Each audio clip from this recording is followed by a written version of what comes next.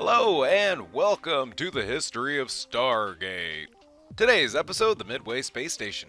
The Midway Space Station was a space station located between the Milky Way and Pegasus galaxies, serving as a midpoint of the McKay-Carter Intergalactic Gate Bridge.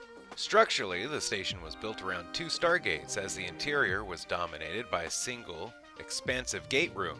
However, the isolated rooms have been installed along either side of the structure, divided into two floors. The gates themselves were located in between these levels, accessible by ramps like in Stargate Command.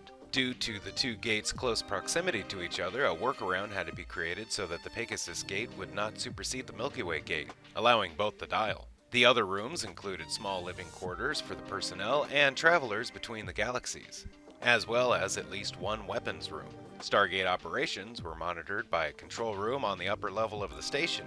There was also an airlock which included spacesuits and a puddle jumper in the case of evacuation. At the time the gate bridge was completed in 2006, the space station existed as a skeletal framework built around two stargates, the terminal points of the Milky Way and Pegasus sectors of the gate bridge. Enough space was provided for a puddle jumper to rest in between the two gates. When the Assyrians briefly took control of Atlantis in 2006, Major General Henry Landry made plans to destroy the still incomplete station with a Mark IX nuclear warhead. The plan, however, was not carried out and construction of the station continued. By late 2007, the station had been completed to the point that it supported life.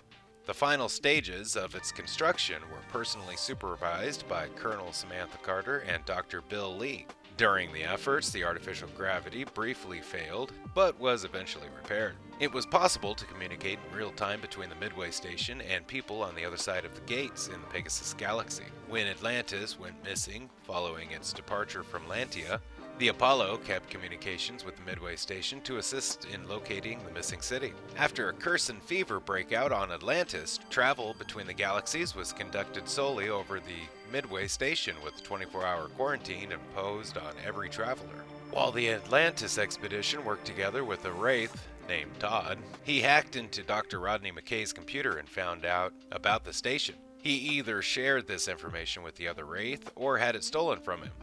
Several months later, a group of Wraith were able to dial the station and take it over. Afterwards, a Wraith team was sent to Earth, but they were pursued and eliminated by Ronan Dex and teal'c, who had been visiting Midway in preparation for Ronan's upcoming interview with the International Oversight Advisory. Before the Wraith could be sent to the Tauri homeworld, Lieutenant Colonel John Shepard and a strike team had defeated all the Wraith on the station. But during this process, the self-destruct system was inadvertently activated by Dr. Peter Kavanaugh. Since it couldn't be stopped, the survivors were evacuated into a puddle jumper and later rescued by the Daedalus during its return trip to Atlantis around a week later. It is currently unknown if the station will be rebuilt, but in an alternate timeline, nearly a year later, it had not. Thank you for watching the history of the Midway Space Station. Special thanks to Stargate Fandom for all information you heard today. And also special thanks to Jackson Heathen for the suggestion of this video. Thank you. Don't forget to like, share, and subscribe if you can. If you have, thank you, and have a nice day. Bye.